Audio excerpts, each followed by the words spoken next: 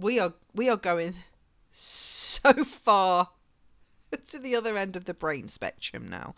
So this part of Into the Mind Shaft is our review, where we're going to review some more in-depth topics. So shake off the TikToks, okay? Because that's gone now. The fun time looking at the nice ladies on TikTok has gone. Now it's just you and me and a screen with a lot of words on it. I do have a video as well. And then after that, we're going to play a game. So just bear with it. I'm going to look at my time. So we're an hour in already. So I'm going to try and keep this to 20 minutes. And then if people like this, I can extend it out in future ones. But because we looked at nobuy, that made me think about consumerism and what that looks like and what that means and what causes it. And then also, because I believe that people don't change, technology changes, I wanted to go right back to philosophy, the godfathers of philosophy, Socrates, Plato, all that, and have a look at those guys and what they were doing. And how any of their stuff relates to consumerism today. So that's what we're going to look at now. I found this what do you call it? Article. Jesus. I've got this little trick. You might want to use it as well. So see this guy's page. It's quite there's a lot on it. It's quite distracting. There's pictures I don't care about. I'm going to put readify.me // in front of the URL, and then it takes it and just strips it all out and puts it into text. So that's what we're looking at now. So here we're going to see how many of the 10 reasons for consumerism we can link back to what the ladies were talking about, and also maybe how we feel as well. So how globalization affects consumerism is I don't think that's the one we wanted. Is that the one we wanted? Yes. So globalization affects consumerism by introducing new ways of shopping and engaging with brands worldwide, changing how we buy products. So globalization is we don't live in a little village anymore where, oh my God, I just spat. That's disgusting. At least you can't feel it, the other side of the camera. We live in, when you used to live in a little village and you would maybe buy the things in your village, or maybe to the next village along you would trade with, or there might be a market that everyone took their cattle to, traded, went back home. Globalization means the global village, you can buy things from China and they get shipped to your door in, a week or so, depending where you get it from. So it's like that. It's all about globalization. Just means smaller world. We're all each other's neighbours. You can buy anything off anyone, and that has changed how we buy things. So instead of just being able to buy the stuff in your local shop, you can now sit at home on your sofa online and buy something from the other side of the world. As countries connect more, the global market expands, shaping consumer behaviour in many ways. So they go down some positive impacts, which you can see here, which I don't want to go on to too much because I want to skip to. I'll leave it on screen so you can just have a quick scan. But yeah, basically more options and more competition amongst the different companies, they're saying there. So with competition, there's more choice and often lower prices for consumers. It doesn't say anything about quality, however, here. Maybe it will later on. But what I'm really interested in this article are, what are the 10 reasons, according to this article, that causes consumerism? And it'll be very interesting to see how many of those we recognise from those ladies. If you... okay, so we've got the access to a wide range of products, increased competition, influence of global cultures on... Oh, I'm on the wrong article. Just ignore me. Oh, scrap that. I was being an idiot. Okay, fine. Overconsumption. So these... Oh, here we go. I was in the wrong article. Please accept my apologies. Look, I've prepped so hard and now it's all gone tits up. So, causes of consumerism. They've got these 10 here. we can already see this bottom one, being a shopaholic, is something that those ladies were talking about. Overconsumption, competitive lifestyle, feeling of isolation, that's interesting, effective marketing strategies, availability of goods or having too many choices, materialistic possession, overdependence on tech, fashion trends, standards of living, being a shopaholic. So they're the 10 causes of consumerism that this article looks at. Overconsumption. People buy items that they don't need. They find happiness in the world around them and their possessions. To them, buying more stuff makes them more happy. They are unaware of the fact that overconsumption doesn't benefit their pocket. Moreover, will they ever use the stuff they bought? So overconsumption, the reason people overconsume is I don't necessarily agree with this. I think they are aware that it doesn't benefit their pocket, but that's not important enough. They're not out on the street yet. They're still able to do it, so they'll still do it. So the second one, competitive lifestyle. Oh, keeping up with the Joneses. If my neighbour has it, well, why shouldn't I? And neighbour now, obviously, the definition of neighbour goes beyond the physical next door house adjoining neighbour, or the guys across the road with a new Range Rover. Neighbour is now all the people on your Instagram and Pinterests. They're your new neighbours, and there's millions of them, and half of them are lying, and you're trying to keep up with something that doesn't even exist. Years ago, before that, when your neighbour was your physical neighbour, at least you could see they had the new Land Rover, and you could see the wife had the boob job, and you could see he had the hair plugs done and the fake tan. Now, with filters, and you can hire a private jet room to pretend you're in, and you can green screen yourself in places, and you can do all of these things. The competitor you're competing with, and they're probably, some of them now, not even real people, they're bots. So you're competing with neighbours that are potentially false idols. They're not real. It's a game you will never win. They try and collect everything they can to compete. The feeling of isolation. So this was an interesting one to me. We all experience loneliness, sadness and boredom at times. When these emotions hit, most people tend to go shopping. As a result, we frequently purchase unnecessary items to satisfy our moods and emotions. Unless it creates any trouble for us, we must know how to handle it. So this one's interesting. Boredom, yeah, like this is like, you might shop or you might eat. Some people eat because of these things. You sort of, the mood of the moment takes over, and you release that through a dopamine hit of food, of shopping. Could be gambling, very bad, or other things like that. So that's it. That's an interesting one. Effective marketing strategies. Nowadays, the company makes oh my God, I can't say that word. Advertisements. Ads. The company makes advertisements. What is it? Does it matter? The company makes ads for products that they can attract their customers. Through effective marketing, they compel the market to create demand and keep their prices low to compete. Yeah.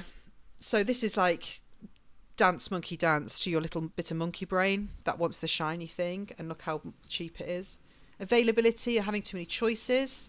People have money and they want to spend it. So this is the whole burning a hole. This money's burning a hole in my pocket. That's something my mum used to say to me all the time.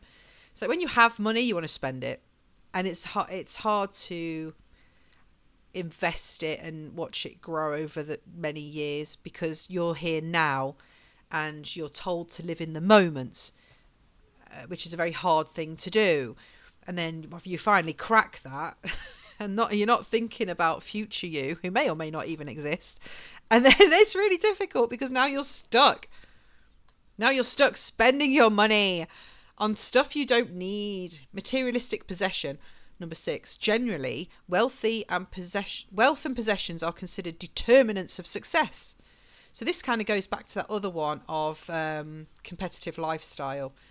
So little symbols of the luxury life, feeling worthless if we don't have them. So that kind of, for me, goes hand in hand with that competitive neighbour or digital neighbour.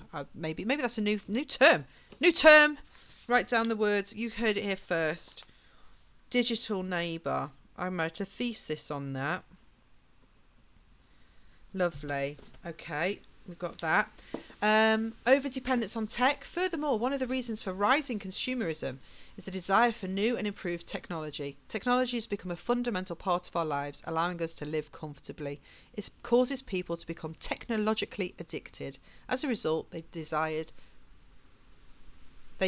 frequently updated gadgets. So that's like, I would also throw credit cards in there, like the technology, the financial technologies that have created credit as a way of operating. For me, that is the most important tech over dependence that people have. Like we saw those ladies in the TikToks who were 5-figure debts because of spending on unnecessary items, because they had the materialistic possession. They wanted to feel successful.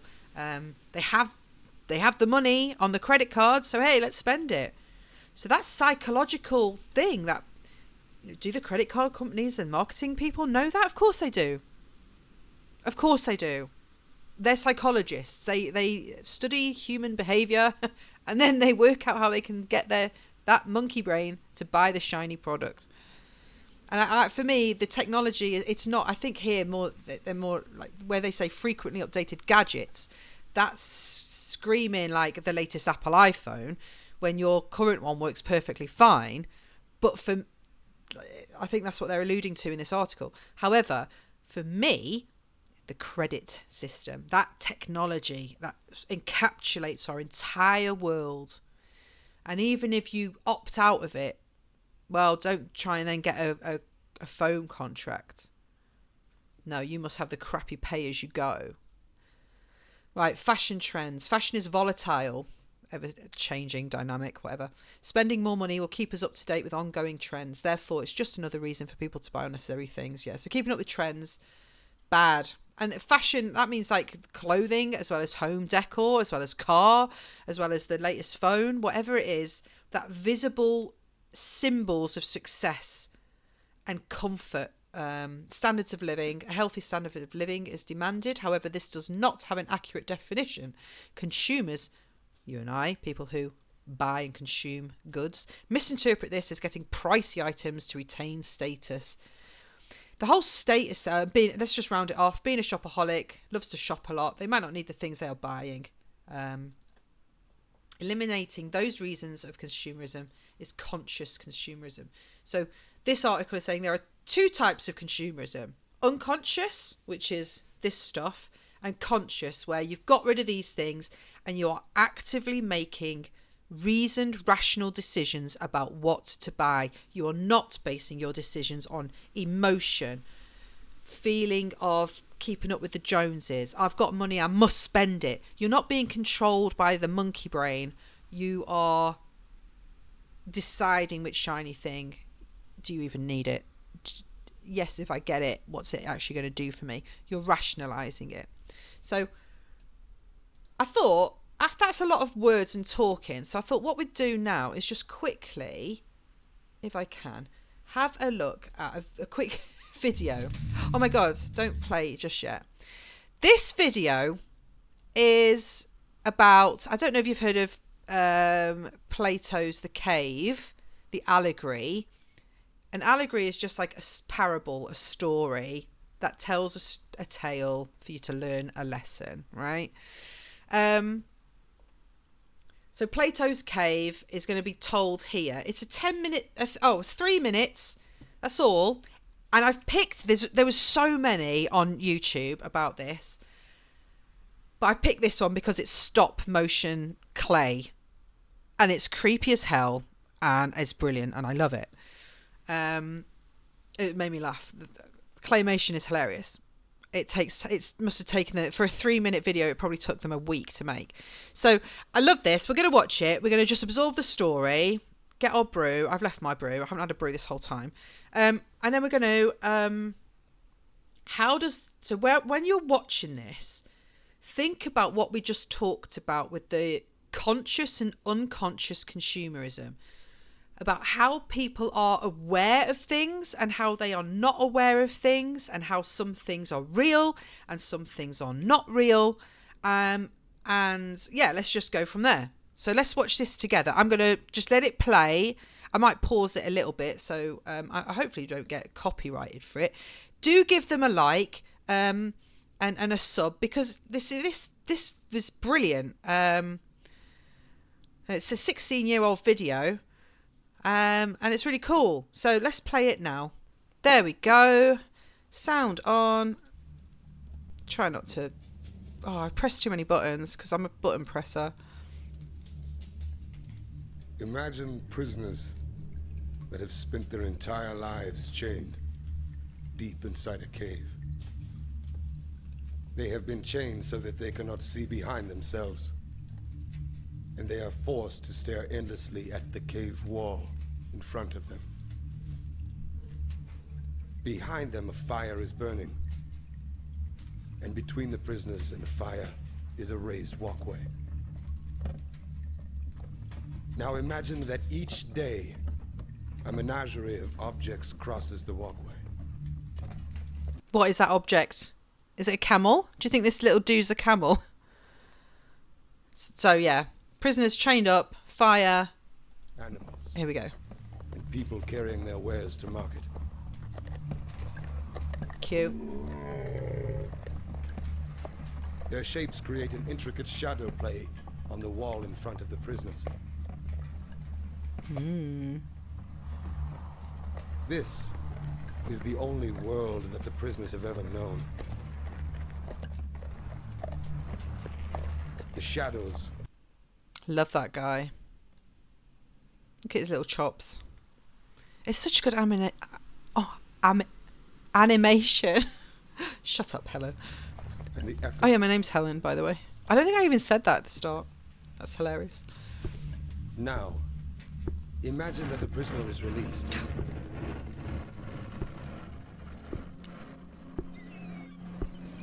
After some time adjusting to the blinding light, the freed prisoner will begin to experience the world outside of the cave for the very first time, baby. So, prisoners in a cave, all they see is the shadows of the different shapes of the real world. So they see the fake and the real world's passing behind them. One escapes, old man burps, and then goes outside. And it is like nothing he could have ever imagined.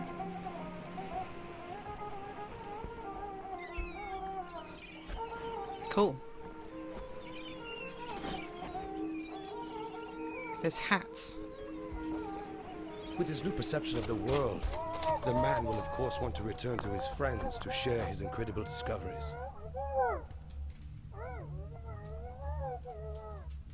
But the prisoners cannot recognize their old friend. He appears as all things do.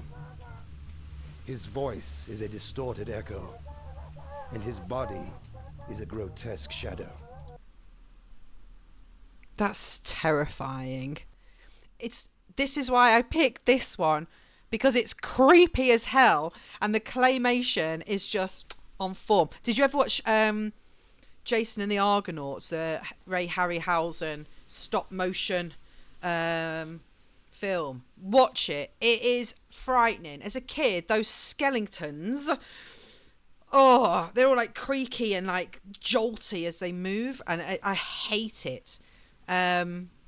Yeah, and what makes it worse and makes it more scary as a kid is that I knew those models existed somewhere. They existed in a cupboard, and they could come out and get you. And even if they're only ankle height, there was so many of them that you knew they'd overrun you in a kind of wave of ants. Anyway. They cannot understand his fantastic stories of the world outside of the cave. To them, it will never exist. This, of course, does not make the world outside of the cave any less real.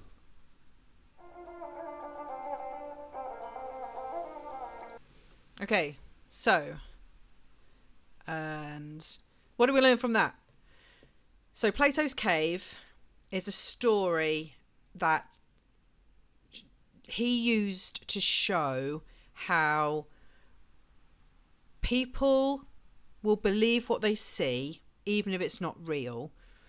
And even when someone sees reality, comes back with the news of what reality is, they're still unable. They're unable to turn around and see and listen to the truth. Now, we're not talking religious stuff here. Not that truth. None of that. None of that. We don't do that here.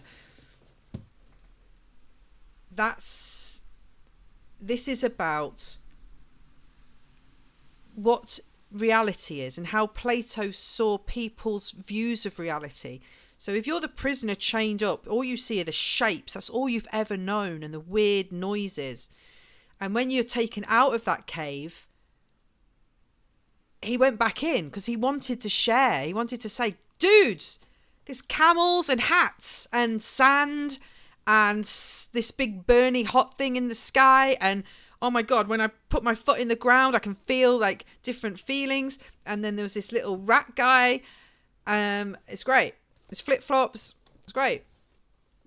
But then he feels compelled to come back in and share it and share that knowledge and that experience. And they can't or don't want to hear it. So that's that. That's the cave. So how do we link the TikTok ladies with the cave and the no-buy and the consumerism? How do we link consumerism with what we've just watched? So in that article, it talks about consumerism being like, there was reasons for it. They were not, and then what did it say right at the very bottom? Conscious and unconscious consumerism. So all of those reasons we looked at, being a shopaholic, materialistic possessions, reacting to your feelings, whether you're bored or sad or lonely or whatever, all unconscious, reactionary, unreal, shadow reasons that consumerism exists. So you could say that the cave, Plato's cave story that he tells, those ladies are the equivalent of the people tied up in the chains. They, I suppose, maybe before they've made that pledge to do the no-buy. So whilst you're in the throes of your consumerism, you're spending, you're buying, you're doing the things, and you're getting the buzz, and you're keeping up with the Joneses, and you're spending the money that's burning a hole in your pocket. Whilst all of that is happening, you are an unconscious consumer.